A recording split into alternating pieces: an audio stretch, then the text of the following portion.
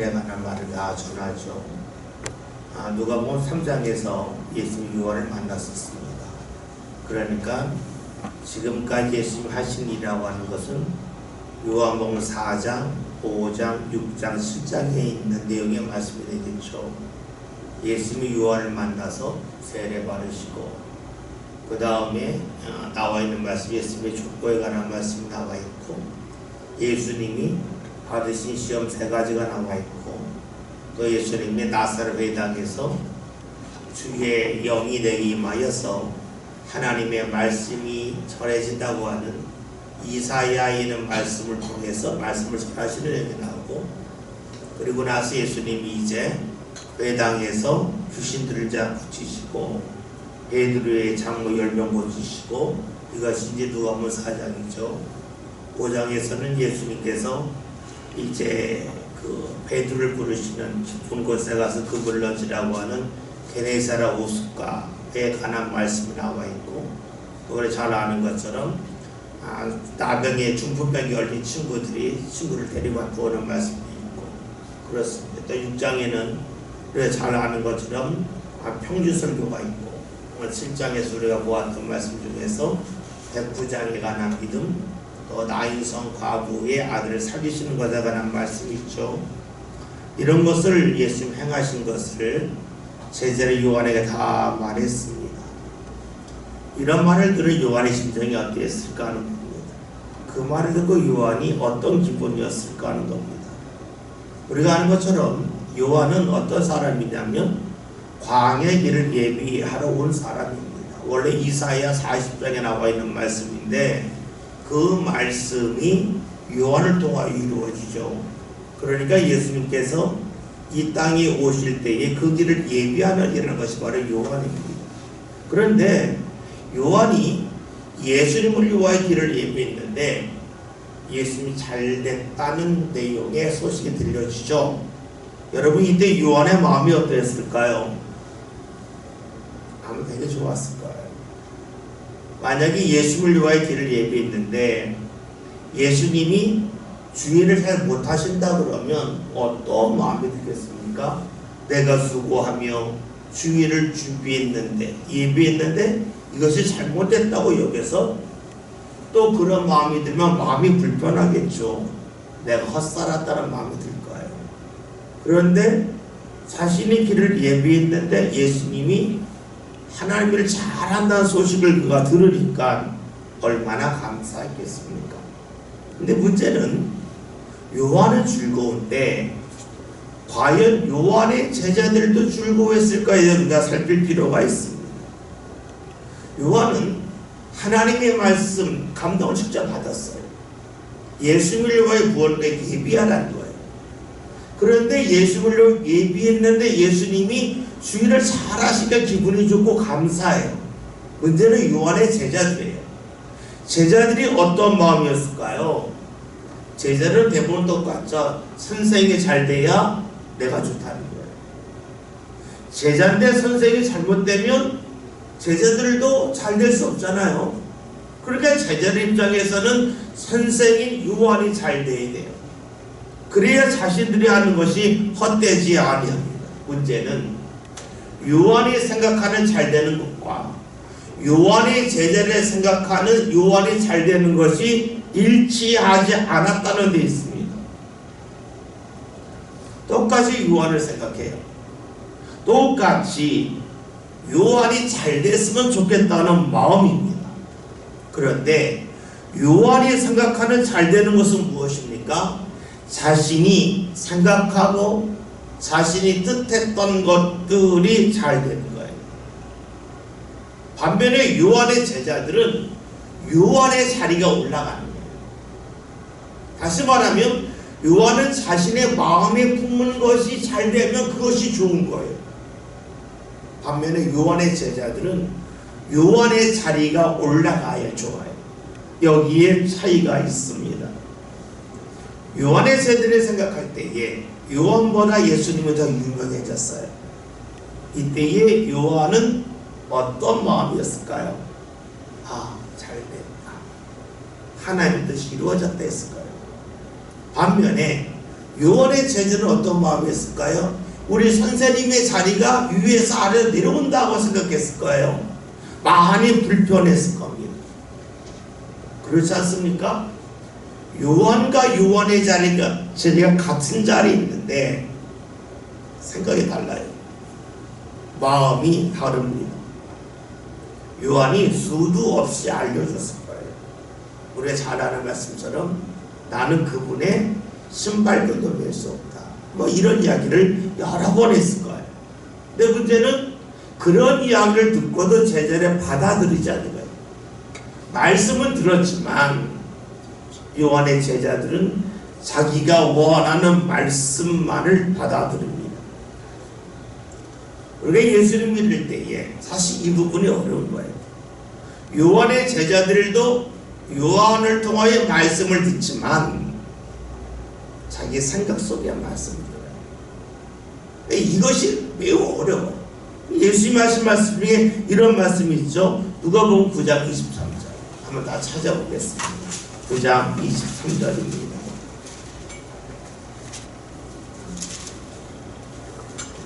다 같이 읽겠습니다. 또 우리에게 이르시되 아무든지 나를 따라오려거든 자기를 부인하고 날마다 제 십자가를 지고 나를 따를 것이니라. 아멘. 예수님이 하신 말씀은 예수님을 따를 때에 또 따른다고 하는 것이 몸이 따르는 것도 따르는 거고 생각과 마음이 따르는 것도 따르는 거예요. 그러니까 예수님을 따라갈 때 중요한 것은 제일 먼저 자기를 부인하는 거예요. 왜냐하면 자기를 부인하지 않으면 말씀을 걸러 듣고 말씀을 자기 멋대로 해석하기 때문이죠. 우리 여기서 요한과 요한의 제자만을 볼 것이 아니죠. 하나님을 믿는 우리가 하나님과의 관계를 살필 필요도 있어요. 우리는 신앙생활하면서 하나님께 영광 돌린다는 말을 해요. 그런데 내가 생각하는 하나님의 영광과 하나님께서 받아들이시는 하나님의 영광이 과연 같을까 하는 거예요. 간혹가다 이런 분들이 있잖아요. 내가 아프면 하나님의 영광이 가려워진다. 내가 하는 일이 잘 되지 않으면 하나님의 영광이 가려워진다. 그런데 물론 그럴 수도 있지만 하나님께서 내가 아프다고 해서 하나님의 영광이 다 가려워질까? 그건 아니겠죠. 근데 우리가 생각하는 건 뭐냐면 내가 누군가보다 앞서야만, 내가 누군가보다 더 높은 자리에 올라가야만 하나님의 영광을 드러낼 거라고 하는 생각이 있습니다. 그런데 내가 생각하는 하나님의 영광과 하나님을 생각하시는 하나님의 영광을 가지 않을 거예요. 그럼 복은 어떨까요? 내가 생각하는 복과 하나님이 주시는 복이 과연 같을까? 다르겠죠. 우리 잘 아는 이사야 55장이라는 말씀이 있잖아요. 내 생각은 너희 생각과 다르고 내 길은 너희 길과 다르다. 무엇을 말하냐면 내가 생각하는 하나님과 하나님의 생각하는 하나님이 다르다는 거예요. 우리가 왜 이런 말씀을 봅니까? 요한과 요한의 제자들이 같이 있었지만 달랐다는 거예요. 요한에게 가장 좋은 일은 뭐냐면 제자가 하나도 안 남는 거예요. 왜냐하면 요한은 그토록 예수님에 관해 말했기 때문에 요한의 제자들이 다 예수님에게 가는 것이 요한에게 가장 좋은 일이에요. 그러나 요한의 제자들이 아직까지 요한에게 남아있어요. 그 이유는 요한이 더 높아질 거라고 생각했기 때문인 거예요. 그렇기 때문에 요한의 제자 요한에게 남아있어요. 다시 말하면 요한이 생각하는 좋은 것과 요한의 제자 생각 좋은 것이 달랐다는 거예요. 그런데 이런 모습이 오늘 우리들 여기 있다고 하는 것을 잠시 살펴보았습니다. 19절 함께 봅니다.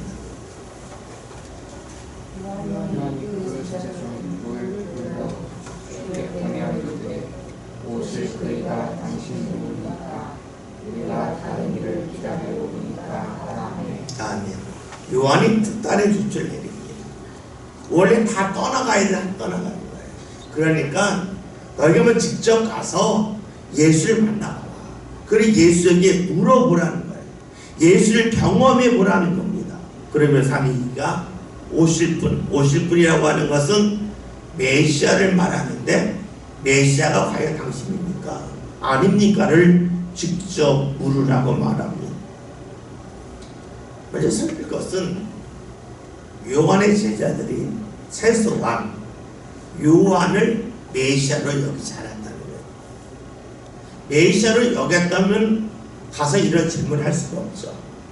요한의 제자들이 요한과 함께하면서 요한이 메시아가 아님을 알았어요. 왜냐하면 요한이 처음부터 계속해서 나는 메시아가 아니다 했기 때문에 그걸 받아들여요. 근데 문제는 요한이 아니면 누굴까 할 때에 누군가 온다고 여기지만, 요한의 제자들은 어쩌면 요한이 살아있는 동안에는 그런 분이 안 오길 바랬을지도 몰라요. 왜냐하면 요한과 함께 하면서 만약에 다른 분이 메시아로 왔다 하면 요한의 제자가 생각할 때에 자신들이 요한 밑에서 열심히 배우고 신앙생활한 것이 헛되다고 하는 인간적인 생각을 가질 수 있어요. 왜냐하면 사람은 끊임없이 비교하잖아요. 그렇기 때문에 요한의 제자들은 요한의 말 중에서 요한이 메시아가 아니라는 말씀을 받아들이지만 저분이라고 하는 것에 있어서 받아들이지 않고 있어요. 요한이 하도 답답하니까 가서 물어보라 라고 말하고 있습니다. 사람은요, 내 삶 가운데 내 발자취를 남기고 싶은 욕구가 있어요. 물론 발자취를 남기는 것이 나쁜 건 아니에요. 때로는 싹 지우고 갈 필요도 있습니다. 지운다고 하는 것은 모든 과정을 기억하는 것이 아니라 지금까지의 일은 여기에 이르기 위한 하나의 과정이었다라고 하면서 여기에 이른 것은 딱 끝나고 지으면 좋은데 이것이 쉽지 않다는 거예요. 여러분 그렇잖아요. 그리고 흔히 하는 말 중에 강을 건널 때는 배를 탑니다. 그러나 강을 건넌 다음에는 배를 들고 가진 않습니다. 배를 두고 갑니다. 배라고 하는 것은 강을 건너기 위한 하나의 수단이고 또 이 수단을 통해서 목적지에 이르렀을 뿐입니다. 그런데 배를 타고 건넜으면 그 앞으로 쭉쭉 나가야 되는데 배를 타고 건넌 후에 야, 그 배가 멋있었어. 그 배가 튼튼했어. 아, 그 배가 아주 좋은 걸 만들었어. 그 배에서 어떤 사람이 있었는데 그 사람이 성격이 고약했어. 이런 식으로 하면서 배를 타고 건넜음에도 불구하고 배에 관한 이야기만 계속하면 어떻게 될까요? 배를 타고 건넌 후에 가야 할 길을 제대로 못 갑니다. 무엇을 말하냐면 때로는 이 지점에 이른 것으로 감사하고 남을 다 지울 필요가 있어요. 늘 그런 건 아니지만 그럴 필요가 있을 때가 있어요. 그런데 요한의 제자들이잖아요. 왜냐하면 요한에게 자신의 삶을 다 함께 하면서 보냈잖아요. 시간을 같이 보냈잖아요. 그러니까 만약에 요한이 이 세상에 없고 난 다음에 그분 메시아가 오면 괜찮은데 메시아가 지금 계시다면 내 것이 다 없어지니까 거기에 대한 두려움이 있었을 가능성이 많습니다. 20절에 있는 말씀 함께 보겠습니다.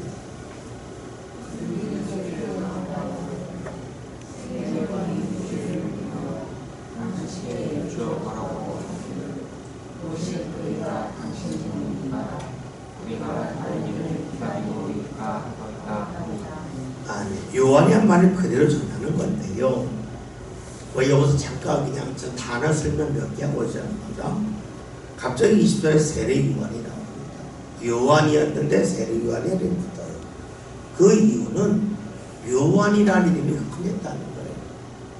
그러니까 우리가 요한이라는 이름이 흔하니까 요즘 말로 하면 빵집 파는 요한, 아니면 운전하는 요한, 앞에 직업을 붙일 수가 있겠죠. 이름이 너무 흔한 이름이면 그 이름만 부르면 다 쳐다보니까 빵집 하는 요한, 편의점 하는 요한, 이런 식으로 되겠죠. 그래서 세례 요한이라고 하는 것은 요한의 이름이 너무나 많으니까 거기에다가 세례를 붙인 거예요. 세례를 베풀었다는 거죠. 세례라고 하는 것은 다시 한번 말씀드립니다. 물속에 들어갔다 나오는 거죠. 세는 씻을 세자고, 내는 예식이라는 거예요. 물로 씻는 예식이에요. 근데 물로 씻는다고 그럴 때에 이 물은 안에 생명과 관련한 많이 있습니다. 우리 아이들이 어머니 뱃속에 있을 때에 그 물속에 있지 않아요. 어머니 뱃속에 있을 때에도 물속에 있죠. 그래서 이 물이라고 하는 것은 생명과 관련이 많습니다. 물속에 들어간다고 하는 것은 죽음이라고도 봐요. 어떻게 우리의 문화권과 그 지금 중동 그쪽의 문화권의 그 의식은 다른데, 물속에 들어갔다 나온다는 것은 죽었다가 나온다는 거예요. 그래서 세례라고 하는 것은 어떤 의식이냐면 내가 죽었다가 다시 살아났다는 거예요. 죽었다고 하는 것은 육체가 죽었다로 되지만 내가 과거에 행했던 나의 삶의 습관이 죽었다, 없어졌다, 새로워졌다, 이런 뜻이 되겠죠. 그 다음에 물로 씻는다고 하는 것은 깨끗해진다고 하는 거니까, 세례를 받는다고 하는 것은 내가 이 의식을 통해서 과거에 가졌던 모든 잘못된 것을 지우고 새로운 출발을 합니다가 돼요. 그런데 우리가 아는 것처럼 요한이 한 말 중에 나는 물로 세를 베풀거니와 내 뒤에 오시는 이는 성령으로 세를 베푼다고 했어요. 다시 말하면 요한은 물에 들어가는 의식을 통해서 사람들로 하여금 과거와 지워지게 하는, 과거에서 벗어나게 하는 의식을 행하였다면, 예수님을 통해 일어나는 세례는 성령 세례라는 거거든요. 성령은 하나님의 영이죠. 영이 안 보이고 하나님도 안 보이죠. 그러니까 성령으로 세례받는다고 하는 것은 나도 모르는 사이에 주님이 일하시면서 나를 뒤바꿔 준다는 것이 될 거예요. 그래서 성령으로 세례받는다고 하는 것은 나도 모르는 사이에 주님께서 나를 뒤바꿔 줬다라는 것이 돼요. 근데 바뀔 때에 한 번에 쑥 바뀔 수 있겠지만 조금씩 바뀐다고는 볼 수 있어요. 그래서 우리가 오늘 말씀 세례에 대한 말씀을 살핀 거고요. 그 다음에 우리가 잘 아는 예수님에 대해서 생각해 봅시다. 예수님을 나사렛 예수라고 말하는 이유도 예수라고 이름이 너무나 많기 때문에 나사렛 출신의 예수라고 한 거예요. 근데 예수님이 나사렛 지역에서 계속 활동하셨으면 나사렛 예수라고 하지 않았겠죠. 갈릴리 지역이라고 하면, 갈릴리 지역이 이제 호수가 있는, 갈릴리 호수가 있고 거기서 30-40개 떨어진 데에 나사렛이 있는데, 예수님이 나사렛이라는 동네에서 갈릴리 호수까지 와서 활동을 하셨어요. 그러니까 사람들이 갈릴리에서 활동하지만 이 예수라고 하는 분은 나사렛 출신인 거예요. 또 예수님이 예루살렘에 올라가셨을 때도 예수라는 이름이 많은데 나사렛에서 온 예수라 해서 나사렛 예수가 되겠죠. 또 가톨릭에서 나자렛이라고 그러죠. 나자렛이라고 그러는데 어쨌든 같은 말이고, 구약에서는 여호수아, 호세아라고 하는 표현이 있는데 그것이 예수라고 하는 것과 같은 글자입니다. 다시 표현이 다른 거예요. 그래서 우리가 예수, 여호수아, 호세아 다 같은 이름인데 신약에서는 나사렛 예수라 한다. 이렇게 보면 좋을 겁니다. 21절, 22절 함께 보겠습니다. 예수께서 질병과 고통과 및 악기 들린 자를 많이 고치시며 또 많은 매기를 보게 하신지라. 예수께서 대답하여 이르시되 너희가 가서 보고 들은 것을 요한에게 알리되 능히 보며 백배권을 받으며 굶어보는 사람은 죽은 자가 살아나며 가난한 자에게 복음이 전파된다 하라. 네. 상황을 봅시다. 요한의 제자들이 왔는데 그때 예수는 무엇을 하셨냐면 병에 들린 데를 고치셨고 악귀 들린 자에게서 피를 내어 주셨어요. 그리고 많은 맹인을 고치고 계셨어요. 요한은 치료했다고 하는 기록이 없어요. 예수님은 치료까지 하신 거예요. 요한에서 깜짝 놀랐겠죠. 그러면서 요한에게 묻는 거예요. 당신이 그분입니까? 메시아입니까? 예수님 하신 말씀이 내가 그다라고 말하면 쉽잖아요. 예수님이 직설적으로 말씀하지 않으세요. 하시는 말씀이 요한에게 말하는데 맹인이 본다. 걷지 못했던 자가 걷는다. 나병한 자가 깨끗해졌다. 때로는 죽은 자가 다시 살아난다. 또 듣지 못한 자가 듣는다. 가난한 자에게 복음을 전파된다. 왜 이런 말씀을 하셨을까? 왜 이런 말씀을 하셨을까? 근데 이 말씀에 공통점이 하나 있어요. 뭐냐면 맹인이 보는 것은 시력을 잃었다가 시력이 회복되는 거예요. 듣지 못했던 자가 듣는다고 하는 것은 청력이 회복되는 거예요. 걷지 못했던 자가 걷는다고 하는 것은 다리가 회복된 거예요. 죽은 자가 살아났다고 하는 생명이 회복된 거예요. 제가 회복과 관련해서 말씀드렸죠. 회복은 또 다른 말로 하면 찾는 거예요. 잃었던 걸 찾는 거예요. 그러면 우리가 여기서 성경적인 지식이 약간 필요해요. 그것이 뭐냐면 신년이에요. 신년. 레위 25장을 보면 신년, 십자가 깃불이 있잖아요. 기쁨을 선포하는 애가 신년이에요. 왜 기쁨을 선포하냐면 내가 가난했는데 내 땅을 누구한테 팔았지만 신년은 그 땅을 다시 나에게 돌려주기 때문에.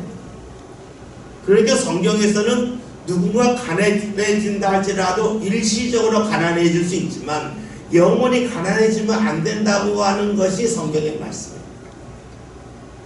바로 내가 몸이 아파 땅을 팔 수도 있고 내가 사업을 잘못해서 땅을 팔 수도 있잖아요.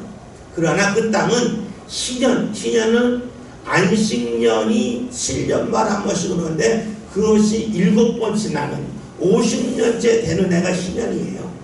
그 신년을 다시 돌려주라는 거예요. 원주인에게. 그러니까 아버지가 땅을 파서 가난해서 아들도 가난하게 살겠지만 어느 순간에 다시 땅에 돌아오니까 가난에서 벗어난다는 거예요. 그래서 성경에서 이를 말씀해요. 그런데 땅을 되찾는 것이 우리 삶의 확대가 되면 뭐가 되냐면 몸으로 와요. 그것이 눈, 귀, 다리가 돼요. 뭐 신년은 빼앗겼던 것, 잃어버렸던 걸 찾는 거잖아요. 그래서 우리가 내 몸에서 잃어버린 건강을 다시 찾는 것은 신년의 완성이라고 그래요.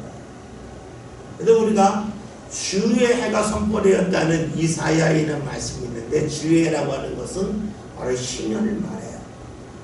신년이 선포되었다는 거예요. 근데 예수님이 지금 이 말씀을 왜 하실까요? 예수를 통해서 신년이 선포되었다는 거예요.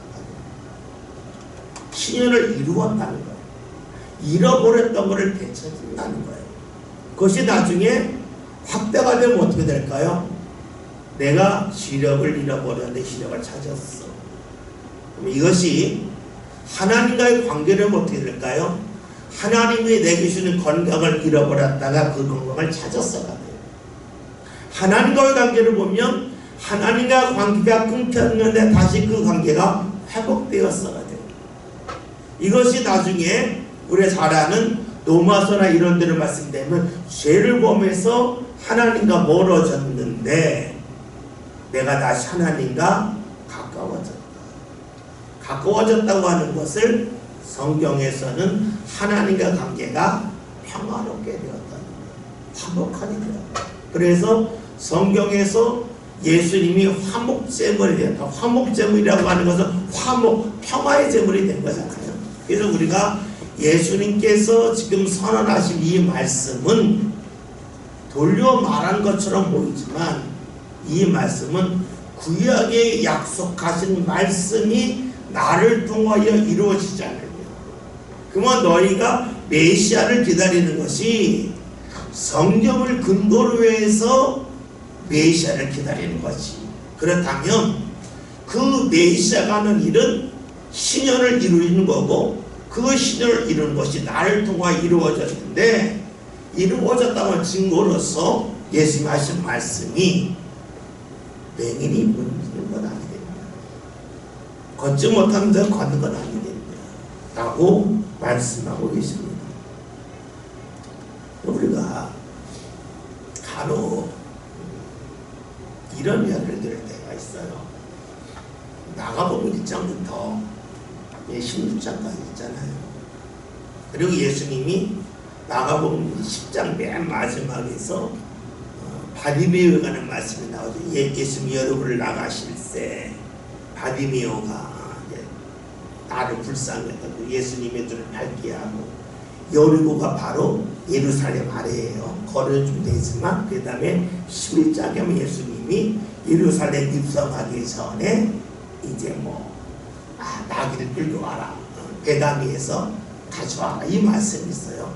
그러면 마가복음 1장부터 10장까지는 예수님이 예루살렘을 향하여 올라가기 전에 관한 말씀이고, 11장부터는 예루살렘에 올라가는 말씀이고, 15장에 돌아가시고 16장에는 부활하신단 말이에요. 1장부터 10장까지 살려본 예수님이 행하신 이적 경쟁의 말이에요. 그래서 어떤 이들은 예수님이 하신 일은 치료다, 치료, 몸 고치는 거다. 그러니까 우리가 예수님을 잘 믿는다고 하는 것은 성경에 나와 있는 분량으로 보면 예수님이 전하신 말씀보다 사람을 고치시는 것이 분량입니다. 그러니까 말씀을 듣고 지키는 것도 중요하지만 능력받아서 병자 고치는 것이 정말로 예수님이 원하시는 일이라고 말씀을 증언하는 일도 있습니다. 물론 그렇게 말씀을 증언할 때에는 그 교회나 그 목사님을 통해서 많은 병자가 나았기 때문이겠죠. 그런데 우리가 이런 이야기를 듣고 조심해야 할 것이 있어요. 여러분은 축구를 봅시다. 축구에서 제일 많은 게 패스죠. 패스를 제일 많이 해요. 그런데 패스를 제일 많이 하기 때문에 축구에서 중요한 게 패스입니까? 아니에요. 패스하는 이유는 골을 넣기 위함이에요. 패스를 제일 많이 하기 때문에 슛을 하는 것보다 패스하는 횟수가 훨씬 많기 때문에 패스가 제일 중요하다고 말하면 좀 이상하잖아요. 그럼 슛을 하면 안 되잖아요. 축구에서 제일 중요한 것은 슛이에요. 근데 슛을 잘 하려고 기회를 만들어야 패스를 하는 거예요. 그러면 분량으로 보면 패스가 가장 많지만 중요한 건 슛이라고요. 마찬가지예요. 성경에서 예수님이 병자 고치신 말씀이 상당히 중요해요. 그런 것이 제일 중요한 건 아니라는 거예요. 그건 뭐냐? 왜 고치셨을까? 왜 고치셨을까? 그것은 예수님을 통하여 회복된다는 거예요. 몸이 회복되지 않았냐? 그렇다면 너를에게 주께서 너의 생각을, 너의 마음을, 너의 영혼을 회복시키시고, 하나님이 주셨던 그 마음이 너희 삶 가운데 많이 왜곡되어지고 찌그러졌는데 예수님을 통하여서 그것이 회복된다고 하는 것이 오늘 말씀으로 보는 것이 좋을 겁니다. 다시 봅시다. 오늘 성경에서 요한의 제자가 와서 묻습니다. 당신이 그분입니까? 당신이 오실 분입니까? 예수님이 응 그래 하면 쉬운데 그렇게 말씀하지 않고, 맹인이 그리고 앞을 보지 못했던 자가 회복된다. 나병 환자가 깨끗해진다. 그리고 죽은 자가 살아난다. 다시 말하면 신년에 대하여 말씀입니다. 예수님 하신 일은 너희가 어떤 이유 때문인지 몰라도 잃어버렸던 것이다. 내가 찾아주겠다는 거예요. 그래서 우리가 앞에서 언급했던 것처럼 원치 않은 가난, 아픔 때문에 땅을 팔았지만 신년에 다시 회복되는 것처럼 내가 너를 회복시켜준다. 이것이 주님이 하신 말씀이에요. 그런데 우리가 21절에서 지금 약간 잘 이해 안 되는 게 맨 마지막이에요. 가난한 자에게 복음이 전파된다. 여러분 앞에서는 회복이라는 것이 분명하잖아요. 걷지 못한 데가 걷고 보지 못했던 거 보고 분명한데, 그러면 가난한 자에게 복음이 전파된다는 같은 결이거든요. 못 봤는데 보고 듣지 못해 듣고 쭉쭉쭉쭉 계속 같이 가면 마지막에 왜 가난한 자에게 복음이 전파된다가 나왔을까? 좀 이해하기 어렵잖아요. 먼저 복음을 봅시다. 복음, 복자고 소름자. 복음이라고 하는 것은 복된 소식이에요. 근데 우리가 성경에서 복음이라는 말씀을 읽을 때 주의해야 될 것은 우리식으로 읽으면 안 된다는 거예요. 우리식으로 읽으면 안 된다는 거예요.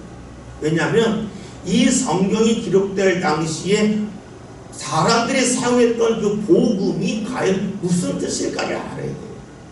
그래야 우리가 이 말씀을 이해가 돼요. 글자를 아는 것과 이 글자가 왜 나왔는지를 아는 건 분명히 달라요. 여러분들 우리 흔히 하는 말, 누워서 떡 먹기. 이 말을 할 때는 원래 쉽다는 말인데, 왜요? 일하지 않고 먹는 건 쉬운 건 아니에요. 다 일한 다음에 먹어야 되는데. 근데 그걸 갖고 글자를 가지고 누워서 떡 먹으면 잘하는데 왜 이런 말 만들었어? 이상하잖아요. 예전에는 수없이 일하다가 가장 귀한 게 떡이었는데 쉬면서 떡 먹는 거니까 얼마나 좋은 거예요. 쉬는 걸 대표적으로 눕는 거고 가장 좋은 게 떡이고, 그러니까 좋은 것과 좋은 거 합치니까 누워서 떡 먹기가 많이 남았는데 우리식으로 해석해서 누워서 떡 먹으면 잘하는데 왜 이런 말 만들었어? 곤란하단 말이에요. 복음도 마찬가지예요. 원래 이 복음이라는 말이 나오는 것은 무엇이냐면 로마 사람들이 전쟁을 하고 나서 전쟁에서 승리했을 때에 전한 이야기가 이겼다가 복음이에요. 왜 이겼다가 복음이냐면 이유는 간단해요. 전쟁을 이기잖아요. 제일 먼저 얻는 것이 영토예요. 그렇죠? 영토를 확보해요. 두 번째 뭐예요? 그 영토된 사람을 데리고 와서 노예를 삼아요. 그 다음에 또 있죠. 그 2차 대전이 일어난 이유가 식민지 전쟁이었는데 뭐냐면 영국이라고 하는 나라가 산업개발이 되면서 공장의 물건을 막 찍어냈어요. 엄청나게 찍어냈어요. 근데 문제 뭐냐면 찍어낸 물건을 살 사람이 없어요. 어떻게 하면 식민지 갖다 팔았거든요. 그러니까 공장이 돌아가요.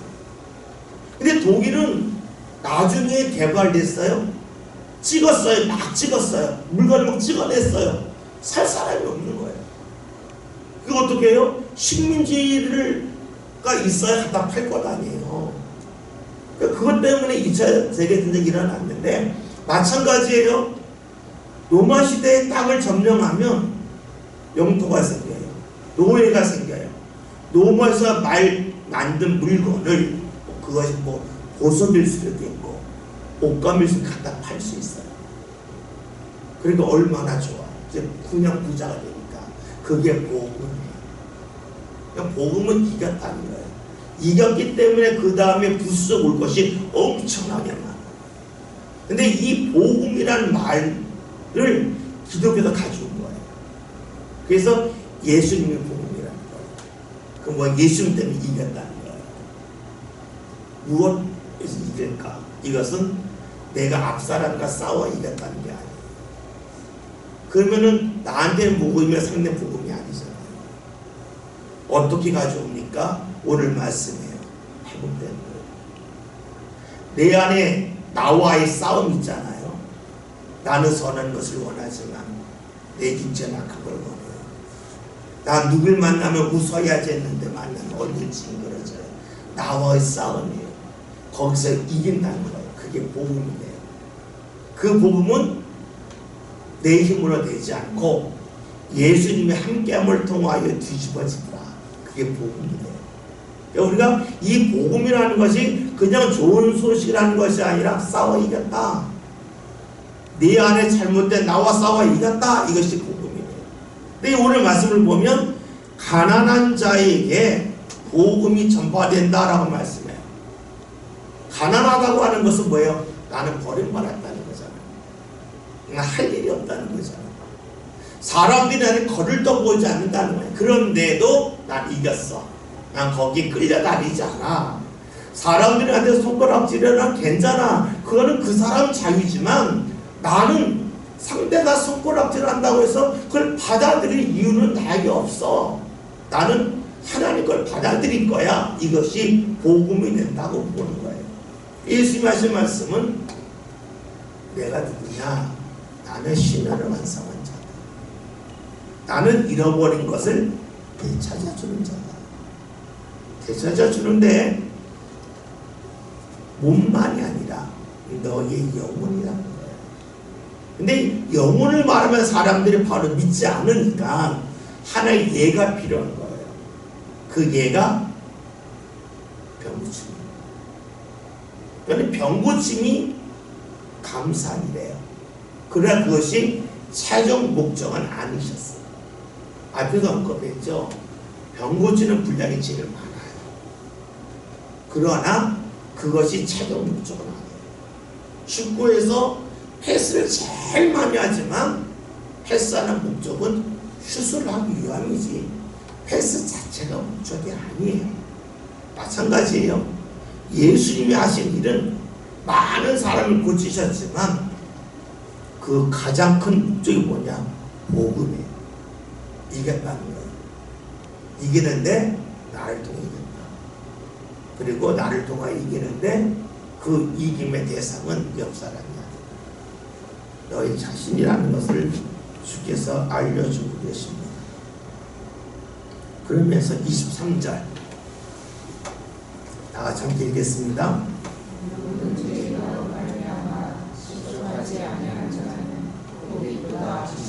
아멘. 예수님 하신 말씀이 나로 인하여 실족하지 않는 자는 복이 있다. 이 말씀을 하신 이유는 아마도 요한의 제자들에게 하신 말씀일 거예요. 요한의 제자들은 요한 밑에서 오랫동안 열심을 다했잖아요. 그러니까 이들은 요한이 올라가야 자신도 올라가요. 그런데 예수님이 요한보다 높아지면 이들의 마음속에 내가 그러면 지금까지 요한을 통하여서 함께 배우고 오랫동안 본 것이 헛되다 것 아니냐 하는 식으로 생각할 수 있어요. 요한을 통해서 예수를 만났다면 모든 것이 다 가치가 있는데 요한은 별것 아니고 예수님 오빠 그러면 나 지금까지 뭐 하는 거야? 이렇게 되면 예수님이 좋을 리는 없잖아요. 요한을 통해서 내가 주를 만났다면 얼마나 좋겠어요. 그런데 그런 마음 아니면 싫을 거예요. 그러니까 주께서 하시는 말씀이 나 때문에 내가 메시아임을 알지만 그래서 마음 상하지 않으면 복이 있다 라고 말씀하신 것은 요한의 제자들에게 들으라고 하신 말씀일 거예요. 그런데 중요한 것은 성경 읽을 때에 옛날 이야기 중요한 게 아니잖아요. 오늘 우리에게 중요한 거예요. 그 말씀이 누구든지 나로 말미암아 실족하지 않은 자는 복이 있다. 이 말씀은 예수님 믿다가 예수님 때문에 실족한 사람이 많다는 거예요. 이해가 잘 안 되죠. 예수님을 믿는데 왜 예수님 때문에 실족할까 하는 거예요. 그 이유는 간단하죠. 예수님을 전적으로 믿기보다는 부분적으로 믿기 때문에 예수님을 통해 내가 이 자리에 가고 싶다는 거예요. 근데 이 자리에 못 가요. 예수님이 나를 다른 쪽으로 인도했어요. 그러면 내가 가고 싶은데 못 갔으니까 마음이 상해서 실족 넘어질 수 있다는 거예요. 우리는 예수님을 믿음을 통해서 내가 원하는 자리에 가는 걸 좋아해요. 그러면 실족하지 않아요. 근데 예수님이 인도하신 것이 내가 원하는 방향과 다를 때 실족할 수 있어요. 근데 사실은 그래서 주를 믿는 거잖아요. 앞에서 언급했던 것처럼 요한과 요한의 제자들이 좋아하는 게 다르다고 그랬죠. 왜냐하면 요한은 자신이 낮아지는 게 좋은 거고, 요한의 제자는 요한이 올라가는 게 좋은 거 다르단 말이에요. 우리가 하나님을 믿을 때에도 하나님의 생각과 삶의 생각이 다르고, 하나님의 길과 사람의 길이 달라요. 그래서 우리가 하나님을 믿는 건데, 하나님 믿기가 어려운 이유 중에 하나도 다름을 인정하기 어려웠어요. 예수님도 같은 말씀하세요. 나 때문에 실족하지 않는 것입니다. 다시 말하면 내 생각과 너희 생각이 다르다고 해서 넘어질 사람이 많은데, 그렇지 않으면 뭐예요? 이 생각과 내 생각, 예수님과 다르다 할지라도 넘어지지 않으면, 받아들이면 복 있다고 말씀하십니다. 사실 우리가 하나님을 믿는 이유는 하나님이 나와 다르기 때문이죠. 나와 같으면 믿을 필요가 없죠. 나와 달라서 믿어요. 그런데 나와 다른 하나님을 인정하고 믿기가 쉽지 않습니다. 그걸 인정하라고 말씀하고 계세요. 그런 사람이 여기 있다고 말씀하십니다. 오늘 저와 여러분이 잘 아는 말씀이지만 살면서 제일 어려운 말씀이 이 말씀입니다. 예수님 때문에 실족하지 않기. 예수님 때문에 내가 실족하지 않고 그대로 받아들이기 제일 어렵습니다. 아마 이것은 우리가 죽을 때까지 실현해야 될 부분일 겁니다. 그러나 우리가 과정은 힘들다 할지라도 결론은 기억하고 있어요. 실족하지 않는 겁니다. 예수님 때문에 실족하지 않겠다. 나를 버리고 주를 따름을 통하여 복받는 사람이 되겠다. 같이 함께 기도하겠습니다. 오늘 말씀 기억하면서 2, 3분